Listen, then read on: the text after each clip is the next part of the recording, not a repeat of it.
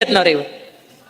પણ વાત તમને મારે કરવી છે કે દંપત્ય જીવનની અંદર બંધાયા પછી એ હાથની અંદર હાથ રાખીને તમે 4 ફેરા ફર્યા પછી, ધર્મ અર્થ અને કામના ફેરા અને મોક્ષના ફેરા ફર્યા પછી એ દાંપત્ય જીવન તૂટે કેમ? આખા ભારતને ભેગા કરો, આખા ભારતના રાજ્યો ભેગા કરો, એમાં ગુજરાત 6ઠા નંબર ઉપર આવે છે કે જેમાં દાંપત્ય જીવન સૌથી વધારે તૂટે છે. અને ગુજરાતની અંદર 10 માંથી 2 દાંપત્ય જીવન તૂટે છે. પણ છતાંય મને એમ થાય કે જ્યારે લગ્નના ફેરા ફરતા હોય ને ત્યારે હાથમાં હાથ રાખીને ફરતા હોય ને ત્યારે તમને એવો વિચાર આવે કે કેમ થાય આપણે બીજા બધાને તૂટે છે તો આપણે રહે કે તૂટી જાય? ત્યારે તો હોશ હોય, ત્યારે એક આનંદ હોય, ત્યારે એક નવા પાત્રની સાથે નવું હોય ને હવને ગમે.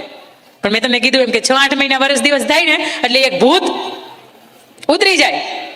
પણ ત્યારે શું કરવું? ત્યારે મહત્વની 5 વાત કે આ 5 વાતને જો તમારા જીવનની અંદર તમારા સાથીદારની સાથે, તમારા અર્ધાંગનાની સાથે આ તમે એક્સેપ્ટ કરો એટલે દુનિયાનું કોઈ પણ દાંપત્ય જીવન હોય એ તૂટતા બચી જાય. અને સરસ મજાની મને તમારા અહીંયાના લેખક રજનીભાઈ પટેલ, એની 2 પુસ્તક છે, દાંપત્યનો દસ્તાવેજ છે ને સંબંધોની સુવાસ છે. કદાચ જો તમને એ મોકો મળે ને તો એ વાંચજો. એની અંદર પણ લખ્યું છે કે દાંપત્ય જીવનને ટકાવી રાખવા માટે, સાસુ વહુના સંબંધને ટકાવી રાખવા માટે શું કરવું જોઈએ. પણ વાત મારે અહીંયા 5 કરવી છે મૂળ, કે એક પાત્ર નક્કી કરી નાખે કે મારે હું કરવાનું છે તો બીજા પાત્રની ક્યારેય છૂટું થાય નહીં. વાત નંબર 1 છે, એ જેવું છે એવું એ મારું પાત્ર છે. એને બોલતા નથી આવડતું, એને ચાલતા નથી આવડતું, એને ખાતા નથી આવડતું, પીઝો કેમ ખવાય એને નથી ખબર પડતી, એને સેન્ડવિચ કેવી રીતે ખવાય એને નથી ખબર પડતી, પણ છતાંય એ જેવું છે ને એવું મારું છે. ને તમે ઓલી કુરકુરી અને એડવર્ટાઈઝમેન્ટ ભણી ગયા ને, ટેડા હે પર મેરા હે, એ કુરકુરિયું. પણ આ પાત્ર એવું છે કે જેવું છે મારા પરિવારની મરજીથી, મારી મરજીથી, 4 ફેરાની અગ્નિની સાક્ષીએ, ગણપતિ દાદાની સાક્ષી મેં જેને સ્વીકારી લીધું છે ને હવે જેવું છે ને એવું મારું છે. હું એને સમજીશ, હું એને સુધારીશ અને નહીં તો હું એને સ્વીકારી લઈશ. પણ એ જેવું છે એવું મારું પાત્ર છે. મજા આવે અહીંયા. બીજી વાત કે મારું પાત્ર છે ને એને મારે તન, મન અને ધનથી સુખી કરવાની જવાબદારી મારી પોતાની છે. દુનિયા નહીં આવે એના માટે. તનથી જ સુખી રાખવાની છે મારે એને મનથી સુખી રાખવાની છે, મારે મેન્ટલી એને ટોર્ચર નથી કરવાની, અને એને મારે ધનથી સુખી રાખવાની છે કે કરિયાણું ઘટવા નથી દેવાનું. અને આજ સુધીમાં તમે એ પ્રશ્નો જોયા છે કે જ્યારે ઘરની અંદર આર્થિક કટોકટી હોય છે ત્યારે દીકરી કે સ્ત્રી કોઈ પણ માર્ગે વળી જતી હોય છે. આવા સમાજની વચ્ચે મેં ઘણા કિસ્સા જોયા છે. આની ઉપર મારે ભાર નથી મૂકવો, પણ એક વ્યક્તિ તરીકે તમે નક્કી કરી નાખો મારે તન, મન અને ધનથી સુખી રાખવાની જવાબદારી મારી છે. સમાજ એને સુખી કરવા નહીં આવે, મારું કુટુંબ એને સુખી કરવા નહીં આવે, પણ આ જવાબદારી મારી પોતાની છે અને આ જવાબદારી તમે સ્વીકારો એટલે એ પાત્ર તમારાથી દૂર જાય જ નહીં.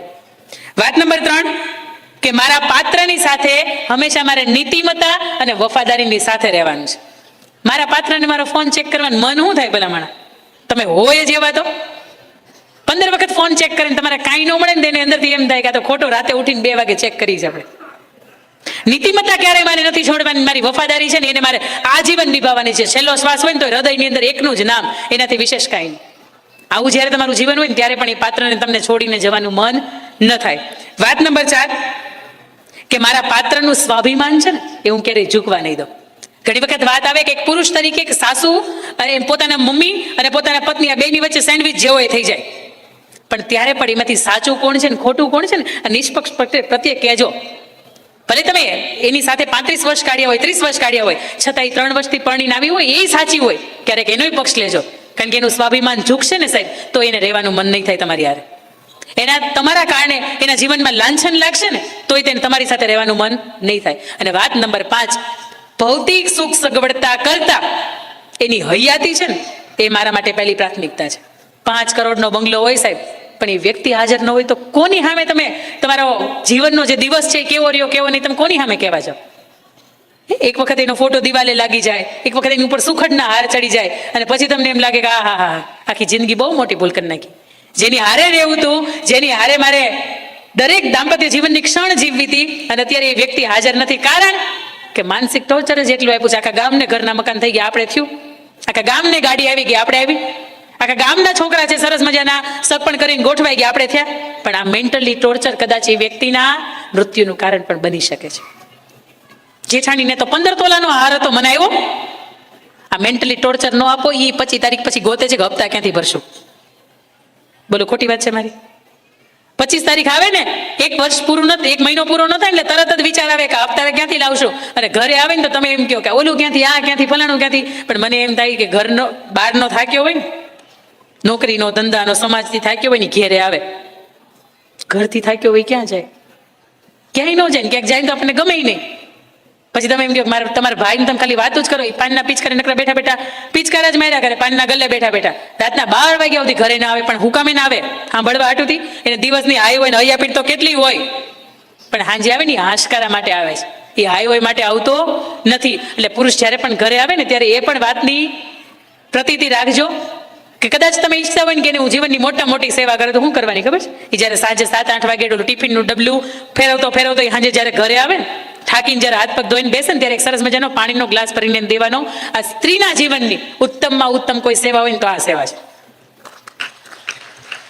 પછી આપણે એવું કહીએ કે બેનની યાર આ તકલીફ થઈ હતી, સાસુની યાર આ તકલીફ થઈ હતી, જેઠાણીબાની યાર આ તકલીફ થઈ હતી, પણ ત્યાં નથી ભેગું થતું. અને પછી એ પુરુષને એમ થાય કે આની કરતા 12 વાગ્યા સુધી ઘરે નથી જવું, આ બધા હુઈ જાય ને જવું છે ને હવારમાં બધા ઉઠે નહીં પહેલા ભાગી જવું છે. અને પછી તમને એમ થાય કે સમય નથી આપતા, ન આપે. પણ વાત તમને મારે અહીંયા બીજી મેં તમને વાત પહેલી મેં વાત કરી કે જ્યારે સગપણની અંદર કઈ કઈ બાબતો છે એ ધ્યાનમાં લેવી જોઈએ. ઘણા કાનજી દાદા જેવા હોય કે વાલા તારે આ નથી ને વાલા તારે ઓલું નથી ને, પણ અહીંયા એવું કોઈ કાનજી દાદાનું ઠેકાણું નથી જ્યાં તમે તમારી રજૂઆત કરી શકો. અહીંયા તમે જે છો એ સગપણ સંમેલનના માધ્યમથી કરી શકો. વાત નંબર 2 મેં તમને કરી કે કોઈ દીકરો કે દીકરીનું જોણ બાબત થાય છે તો કયા કયા સવાલો એને પૂછવા જોઈએ. આ ગૂગલનો સબ્જેક્ટ નથી. તમે ગૂગલમાં સર્ચ કરો ને કે મારી દીકરીને કાલે સગપણ માટે જોવા જવાની છે, એ આઈને તમે પૂછો અને કઈ કઈ બાબતો પૂછવી જોઈએ. એમ કે છે તારા આ મારા સિલેબસ બહારની વાત છે, મને નથી ખબર, મારે લગ્ન નથી થયા. ગૂગલના લગ્ન થયા ગૂગલબાઈની યાર? નહીં, એને નથી ખબર. પણ આપણા અંગત સવાલો એવા છે કે જેને તમે જિંદગીભર જીવી શકો એ વાત. અને વાત નંબર અહીંયા મારે તમને 3 કરવી છે. ત્યારે તમે સાંભળ્યું હશે કે કોઈ કુંવારા જુદા થયા. મેં તમને શરૂઆતમાં વાત કરી કુંવારા જુદા ન થાય, એ તો ઓકણા પોખણા થાય, કેટલી નજર ઉતારાય, એક પાત્ર ઘરની અંદર આવે અને એ પાત્રની આપણી વિચાર શ્રેણી ભેગી ન થાય એટલે એ જુદાપણું થાય. મેં તમને કીધું હોય કે લગભગ દીકરામાં ઓછો વાંક હોય, જોકે દીકરીમાં ઓછો જ વાંક હોય. મને એમ ન થાય કે હું બેયનું પેલું કરું, પણ વાત તમને મારે અહીંયા કરવી છે કે 5 સ્વરૂપ દીકરીઓના એવા હોય કે એના જીવનમાંથી બેસ્ટ રીતે પસાર થઈ હોય ને પછી આખા સમાજ માટે ઉદાહરણ રૂપ બનતી હોય કે પહેલું એનું સ્વરૂપ એટલે દીકરી સ્વરૂપે જન્મ લે છે, એનું બીજું સ્વરૂપ એટલે બેન, એનું ત્રીજું સ્વરૂપ એટલે પત્ની, એનું ચોથું સ્વરૂપ એટલે વહુવારું અને એનું 5મું સ્વરૂપ એટલે માં. અને આ 5માં એ શ્રેષ્ઠ સાબિત થઈ હોય ને સાહેબ તો એ સમાજની વચ્ચે દાખલો દેવાતો હોય કે દીકરી હોય ને તો આના જેવી, વહુવારું હોય ને તો આના જેવી. એ પત્ની કદાચ શ્રેષ્ઠ ન હોય પણ વહુવારું ઘરની અંદર સર્વશ્રેષ્ઠ હોય. મારે તમને અહીંયા 5 વ્યક્તિત્વની બહુ નાનકડી વાત કરવી છે કારણ કે 1:15 થયો છે એટલે તમને ભૂખ લાગી હશે. ઘણો બધો સમય ગયો પણ આ મનનો મેળાવડો જ્યારે કંઈક ગમતો હોય અને તમે હમણાં મને ભાઈએ કહી ગયા કે જે ધાર્યું હતું ને એના કરતાં વધારે માણસો છે, ત્યારે અમારા માટે એમ હોય કે આ બહેનો રાત દિવસ ઊંઘ નથી આવી ને 1 મહિનાથી આજનો આ કાર્યક્રમ વસૂલ છે. કારણ કે તમે અહીંયા આવ્યા છો ને તો એ તમારા માટે આવ્યા છો, કાંઈ તમે એસી પવન ખાવા આટોથી આવ્યા નથી. ઘણી વખત એવું થતું કે આપણે આપણા ઘરવાળાનું ન સાંભળતા હોય પણ અહીંયા અંકિતાબેન બોલતા હોય ને આપણે શાંતિથી સાંભળતા હોય. અને જો મારું તમે દિલથી સાંભળતા હોય ને તો ઘરે જઈને સાંભળજો. પછી એ લોકો ફરિયાદ કરશે કે તમે એનું સાંભળતા હતા ને મારું નથી સાંભળતા.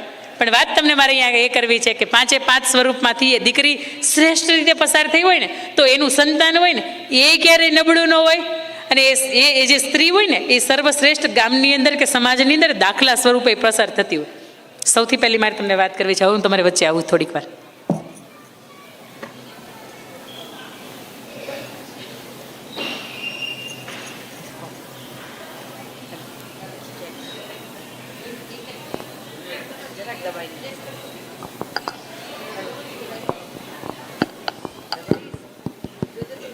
હેલો, બરાબર છે.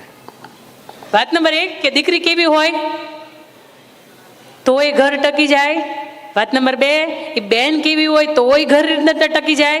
વાત નંબર 3 એ પત્ની કેવી હોય તો ઘર ટકી જાય. વાત નંબર 4 એ વહુહારું કેવી હોય તો ઘર ટકી જાય. અને વાત નંબર 5 એ માં કેવી હોય ને તો ઘર ટકી જાય. સાહેબ ઘણી વખત આપણે એમ કહીએ ને કે દીકરી હોશિયાર બહુ એટલે તરત એવું કહીએ કે આપણે એની માં કોણ છે, એની માં એટલી શૂરવીરતા હોય, એની માં એટલી હોહરવી નીકળતી હોય એટલે દીકરીમાં લગભગ જોવાનું ન હોય. પણ વાત તમને અહીંયા કરું છું પહેલી કે દીકરી કેવી હોય. તમારે મારે આંગણે જ્યારે દીકરી 12-14 વર્ષની થાય ને એટલે તરત વિચાર આવે ઊંઘ 12 કલાકની હતી ને 10 કલાકની થઈ જાય કારણ કે આપણી ઊંઘ ઉડી જાય. દીકરી હવે ધીરે ધીરે કરતા પોતાની યૌવનના જીવનની અંદર પ્રવેશમાં મંડી છે. કદાચ બની શકે ને એનું જીવન એકાદુ દિશામાં ફંટોળાઈ જાય, કદાચ બની શકે ને એની એકાદી સંગત છે એ બદલી જાય, તો મા બાપ તરીકે આપણા જીવન ઉપર આખું લાંછન લાગી જાય. પણ દીકરી કેવી હોય, એવી શ્રેષ્ઠ દીકરીની મારે તમને વાત કરવી છે કે જ્યારે સગપણની વાત આવતી હોય ને ત્યારે દીકરીના જીવનની અંદર બહુ ભરકા હોય. એક વખત મા તરીકે પૂછજો કે તારે કેવું ઠેકાણું જોઈ છે. એ તો પહેલાના લોકગીત એની અંદર કહેતું કે એક ઊંચો તો વર ના જોશો દાદાજી, એક નીચો તે વર ના જોશો દાદાજી, એક જાડો ને પતલો ને કાળો ને ધોળો ને. અંદર એવું કહેતા ને કે એક સમવડો વર મારે જોઈએ દાદાજી. પણ વાત તમને મારે કરવી છે કે દીકરી કેવી હોય. સૌરાષ્ટ્રનું ભાવનગર, કૃષ્ણકુમારસિંહજીનું સ્ટેટનું રજવાડું, એ ભાવનગરની અંદર 2022-23 ની અંદર બનેલી ઘટના. તમને એમ થાય કે આજે પણ આવી દીકરીઓ છે. સુભાષનગરની અંદર ઝીણાભાઈ ભરવાડના ઘરે જાન આવે. અહીંયા 2 દીકરીઓના પ્રસંગ, સામે દીકરો છે એ પરણવા માટે આવે. એક બાજુ દીકરી છે તૈયાર થાય છે, એક બાજુ મામેરા વધાવવાની વિધિ છે એ પૂરી થાય છે, અને ઢબક ઢબક કરતી ઢોલને લઈને એ જાન છે ને ઘરને માંડવે આવે છે. બને છે એવું કે દુલ્હનના રૂપની અંદર હેતલબેન નામની દીકરી છે, એને એ જ સમયે હાર્ટ એટેક આવે છે ને દીકરીનું દેહાંત થઈ જાય છે. આ વાત સાંભળ્યું ને, હજી હું કદાચ 10મી વખત વાત કરતી છે ને તોય મને મારા શરીરમાંથી ધ્રુજારી ઉપડી જાય કે આ ઘટના આપણા પરિવારની અંદર ઘટે તો એ સમયે હાલત શું થાય. ઘડીક વાર તો ઓહાપો મચી જાય છે. પણ આ 5 વડીલો બેઠા હોય ને એ ઘરની અંદર, એ જે ઝીણાભાઈ ભરવાડ છે ને એને પણ વડીલોને પૂછ્યું કે હવે શું કરવું જોઈએ. એટલે વડીલોએ જવાબ આપ્યો કે આ કાળિયા ઠાકરને જે કરવું હતું એને કર્યું, પણ હવે તો આ જાન માંડવે આવી ગઈ છે, આ જાન પાછી ન વળાવાય. કારણ કે એમાં તો આપણી ઇજ્જત છે, એમાં તો આપણી માણસાઈ છે. એ ઝીણાભાઈ ભરવાડે નક્કી કર્યું કે મારી નાનકડી દીકરી છે ને, મારી જે મોટી દીકરીનું આ ઘટના હતી બની, એની વિધિ આપણે પછી કરશું, પણ જે જાન માંડવે આવી છે તો એની અંદર મારી નાનકડી દીકરી છે ને એને હું પરણાવવાનો નિર્ણય લઉં છું. નાનકડી દીકરીને એની બેનપણીઓ પૂછે, તું કહેતો ખરા કે તને ઠેકાણું ગમે છે કે નહીં? તું કહેતો ખરા કે તને પાત્ર ગમે છે કે નહીં? તું કહેતો ખરા કે તારું ભણતર વધારે છે, એનું ભણતર ઓછું છે? તારું ઠેકાણું તેની તને બનશે કે નહીં? તને ઘર પરિવારની અંદર ફાવશે કે નહીં? તું કહેતો ખરા, તારી હા કે ના તો કે. પણ સાંભળજો, આ દેશની આદર્શ દીકરી કોને કહેવાય? એ દીકરીએ તરત વાત કરી કે મારા બાપાએ નક્કી કર્યું છે ને કે હું એ જગ્યાએ લગ્ન કરીશ. મારા બાપાએ તો ખાલી જીવન માંગ્યું છે, મારા પ્રાણ પણ માંગી લીધા હોત ને તો હું આપી દેત. હું આ ભારત વર્ષની દીકરી છું. સાહેબ, આ સગપણ સંમેલનનો મુખ્ય ઉદ્દેશ છે કે તમારા સગપણ કરવા માટે તમે 12-15 વર્ષના થયા ને ત્યારથી મા બાપના જીવનમાંથી ઊંઘ ઉડી ગઈ હતી. એ ઊંઘ હવે ત્યારે આવે કે જ્યારે તમે મંજિલ એને મળે. જ્યારે તમે નાના નાના હતા ને હિંચકામાં હાલરડા ગાતા હતા ને ત્યારથી એને તમારા સ્વપ્ન જોયા હતા. અને દીકરીના બાપ તરીકે એક જ એને ઉદ્દેશ હોય કે મારા દીકરીનું હું કન્યાદાન કરું. ઈશ્વરે કાંઈ પણ ન આપ્યો હોય ને એને છતાંય તે કન્યાદાન કરે ને ત્યારે આ જગતના મંચ ઉપર દાનવીર તરીકે ઓળખાતો હોય. આ કન્યાદાની કરે ને બસ આટલું એનો જે હક છે ને એ રહેવા દેજો. આદર્શ દીકરી કેવી, આવી દીકરી હોય ને એટલે ઘર જુદા ન થાય. સાહેબ, એમાં એગ્રી? હા કે ના? આવી આદર્શ દીકરી બનીને જાજો. ઠેકાણે જાઓ ને આવી આદર્શ બનજો કે મારા પરિવારે મારી પાસે પ્રાણ તો નથી માંગ્યા ને, અને પ્રાણે માગી દઉં ને તો હું આપી દઉં, કારણ કે મારો પરિવાર છે, જે લોહીનું નહીં ને કોઈનું નહીં. વાત નંબર 2, બેન કેવી હોય. એક ઘરની અંદર 2 ભાઈઓના ભાગ પડતા હતા. 2 ભાઈઓએ નક્કી કર્યું કે બેનને બોલાવવામાં આવે. મોટા ભાઈએ એવું કીધું કે આ ગાડી તારા ભાગની અંદર, આ જમીનનો કટકો તારા ભાગની અંદર. નાના ભાઈના ભાગ પડ્યા. એ જૂનું ઘર કે જેની અંદર મા અને બાપ 2 વધી ગયા. મોટા ભાઈ એવું કીધું કે ઓલો બંગલો મારો. નાના ભાઈ એવું કીધું કે આ પ્લોટ મારો, કે એની અંદર હું બંગલો બનાવીશ. બેને એવું કીધું કે ભાઈ તમે તમારા ઠેકાણે, ભાઈ તું તારા ઠેકાણે, પણ આ મા બાપ તમે કોઈ દિવસ ભાગ નહીં પાડતા. આ મા બાપને લાવો, તમારાથી ન હચવાતા હોય ને તો હું લઈ જાઉં, કારણ કે અવસ્થા એવી એની છે કે હવે જીવી નહીં શકે એકલા. આખી જિંદગી એને જો કાઢી હોય ને તો તમારી હારે રહેવા માટે. પણ સાહેબ, આ સમાજની નરી વાસ્તવિકતા છે કે આખા ઘરની અંદર ઇન્ટરિયર તમને એમ કે આ ફર્નિચરની અંદર આ બાના ને દાદાના ફોટા સેટ નહીં થાય. તેથી મા બાપને એમ થતું છે કે આખી જિંદગી આ છોકરાઓની સેટ કરવા માટે અમને નહોતી ખબર કે એના ઘરની અંદર અમે સેટ નહીં થાય. ઘરની અંદર બહાર લખાયું હોય કે મા બાપના આશીર્વાદ, પણ ખરા અર્થની અંદર તમે જોવો ને તો એકાદી કોટડીની અંદર હોય. એ બા 10 વાગે ને, એ દાદા 10 વાગે ને તો એને ચા પીવાનું મન થાય, પણ ઘરની વહુવારું તરીકે તમે એને જો શ્રેષ્ઠ સરસ મજાની આદુ મસાલાવાળી ચા આપતા હોય ને તો તમારાથી ભલામણા કોઈ ઉત્તમ પાત્ર ન હોય. એ બા હોય ને એને ક્યારેક શીરો ખાવાનું મન થાય, એ એવું કહે ને કે વહુ બેટા શીરો બનાવજો, તેથી ડ્રાયફ્રૂટ નાખીને લસપસ તો ઘીમાં શીરો બનાવી દેવાનો. ક્યાં એને કાઢ્યા છે એટલા કાઢવાના છે. પણ ઉત્તમ બેનને હું કહું છું કે જેથી મા બાપના ભાગલા ન પડવા દે ને એ આ ઉત્તમ બેન. જે એના ખુદના મા બાપના ભાગલા ન પડવા દેતી હોય અહીંયા આવીને એવું ઈચ્છે કે મારા આ મા બાપના ભાગલા પડે, ન ઈચ્છે. વાત નંબર 3, ઉત્તમ પત્ની કોને કહેવાય? તમે મહારાણા પ્રતાપની નામ સાંભળ્યું છે, હા કે ના? મહારાણા પ્રતાપ છે ને એનો ચહેરો ઝાંખો થઈ ગયો હોય અને મેવાડ તરફ ચેતકની અંદર બેસીને પાછા આવતા હોય ને ત્યારે એના પત્ની એના અર્ધાંગના અજબદે પવાર ઈ એવું કહેતા હોય કે રાણા થાકી ગયા હોય ને તો આ 2 હાથની તલવાર મને આપી દો, આ ચેતક ઘોડો મને આપી દો, મારી અંદર એ તાકાત છે કે આ મેવાડને હું ફરીથી બેઠું કરી શકું છું. આ સ્ત્રી હોય, આ પત્ની હોય ને એટલે એ પરિવારને જુદું ન થવા દે, એમાં બે મત નહીં. બીજી વાત મારે તમને એ આદર્શ કેવી છે, સીતાજીની કેવી મજાની જિંદગી હતી. અહીંયા આવ્યા, 14 વર્ષનો વનવાસ ગયો, 1 વર્ષ અશોક વાટિકા માર્યા, ફરીથી આવ્યા. ગર્ભવતી હતા એને એમ હતું હોય કે મારા ગર્ભની અંદર ઉછરતા બાળક છે ને એને મારે નળન પંચમાસી બાંધે. એને એવું હતું કે મારા ગર્ભના શ્રીમતની વચ્ચે સરસ મજાનો શ્રીમતનો પ્રસંગ જાય, કારણ કે અયોધ્યા કુળની હું મહારાણી કહેવાઉં, મારું તો શ્રીમત કેટલું સરસ હોય. પણ છતાં આ પંચમાસી નહીં, શ્રીમતે નહીં, અને એક ઋષિના આશ્રમની અંદર લવ અને કુશનો જન્મ થાય, છતાં એ લઈને આવે, સમાજની ટીકાઓ સહન કરે, અને પછી જ્યારે 2 હાથ જોડીને બધાની માફી માગતી હોય ને એવું કહેતી હોય કે રામ, પ્રભુ શ્રી રામ, આપના સિવાય જો કોઈ પણ મેં પુરુષને ઊંચી આંખથી જોયો હોય કે એવી અવળી નજરથી જોયો હોય ને તો આ જગ્યા છે ને મને ધરતીમાં છે ને જગ્યા ન કરી આપે, બાકી ધરતીની અંદર જગ્યા થઈ જાય. એ ક્ષણની અંદર ધરતી છે પોતાનો રથ લઈને બહાર આવે છે. ધરતીમાં એવું કહે છે કે આવું સીતા તું મારી જ પુત્રી હતી ને, ધરતી પુત્ર હતી, એ હળ ખેડતા ખેડતા મળી હતી. એ માતાજી છે એને બેસાડે છે, બધાની માફી માગે છે, અને પ્રભુ શ્રી રામની પાસે 2 હાથ જોડીને જાય છે, ને પ્રભુને એવું કહે છે ત્વમેવ ભર્તા નચવી પ્રયોગ. જન્મો જન્મ મળો ને તો તમે જ પતિ સ્વરૂપે મળો, તમે ન મળો ને તો મારે આ મનુષ્યનો દેહ અને ખાસ કરીને સ્ત્રીનો દેહ જોતો નથી. અને આજની સ્ત્રી એવું કે તમે મળ્યા છો ને એટલે જ તકલીફ છે, 7 જન્મમાં છેલ્લો જન્મ, હવે તમે નહીં મળતા.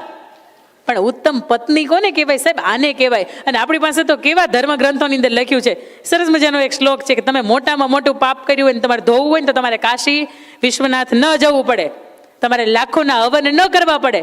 પણ આપણા ધર્મગ્રંથ તમે ખોલ્યો હશે તો એની અંદર એક સરસ મજાનો શ્લોક છે, અહલ્યા દ્રૌપદી સીતા તારા મંદોદરી તથા પંચકન્યા સ્મરે નિત્યમ મહાપાતક નાશનમ. તમને રાવણને જોઈને ધૃણા કરવાનું મન થાય, પણ એના પત્ની મંદોદરી એ તમે ખાલી એનું નામ લ્યો ને તો તમારા કેટલાય જન્મોના પાપ હોય ને મટી જાય. આવી સમજની સ્ત્રી પાત્ર મળી જાય ને તો એ ઘર બચી જાય. મેં તમને વહુવારુની વાત કરી કે ઉત્તમ વહુ કોને કહેવાય? કે એના બા દાદા માટે પોતાનું જે જીવન છે એ સમર્પણ કરી દેતી હોય. એક સ્ત્રી મેં કેવી પણ જોઈ છે કે એને જ્યારે એક પરિવારની પ્રગતિ થતી હતી ને તો અંદર એક ભાઈ એક બિઝનેસમેનનો એવોર્ડ લઈને આવ્યા. એટલે પૂછવામાં આવ્યું કે તમારી પાછળ કોઈનો શ્રેય કોનો? એટલે કે મારા પત્ની છે ને એનો.